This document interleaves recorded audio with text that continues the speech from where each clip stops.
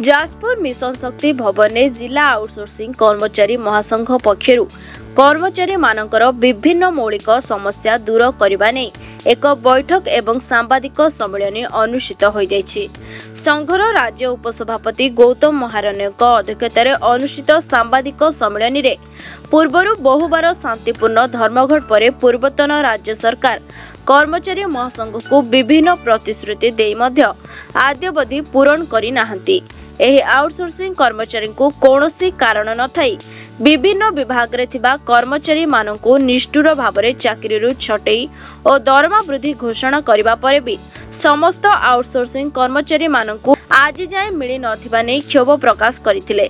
विजय कुमार बळ आज हमर ओजीएफ रो ओडिशा कर्मचारी महामंचर जाजपुर जिला तरफ जनरल मीटिंग एवं जिला प्रेस मीट रखाई। तार मुख्य उद्देश्य है सरकार पाखर जो लोक आम काम करूँ बिना नोटिस रे बिना कारण आगे बाहर कर बाहर कले प्रथम बंद करा जाऊ।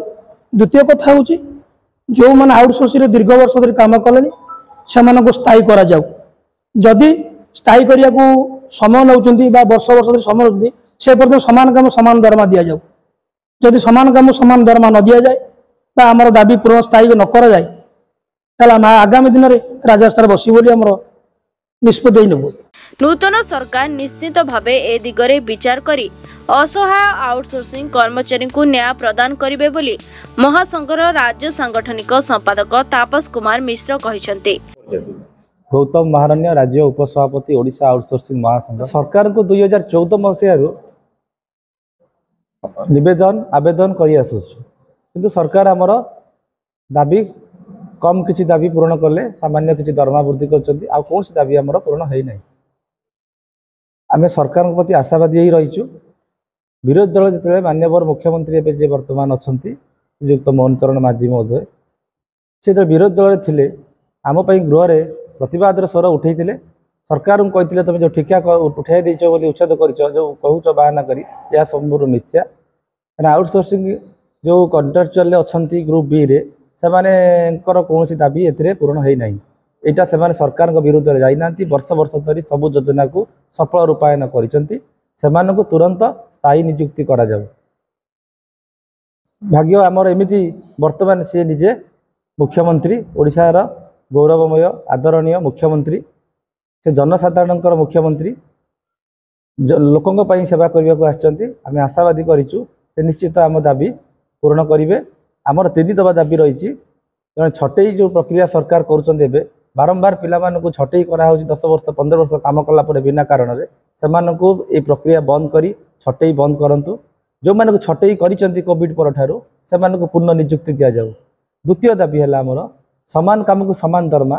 केंद्र सरकार माननीय सुप्रीम कोर्ट निर्देश देलानी सो समान काम को समान दरमा दि जाऊ। आजिका दर रेट अनुसार जड़े परिवार चल बापा माँ को औषध दे पिला खावा दे से 10,000 11,000 8,000 टंकार चलवा बहुत कष्ट। सरकार ताको ध्यान दिंतु समान काम समान दरमा दे दिंतु। आउ जो 10 वर्ष 15 वर्ष दीर्घ सेवा जोगाई आसुँच सबू सेवा सबू योजना को सफल रूपायन सरकार कर तुरंत स्थायी नियुक्ति करते।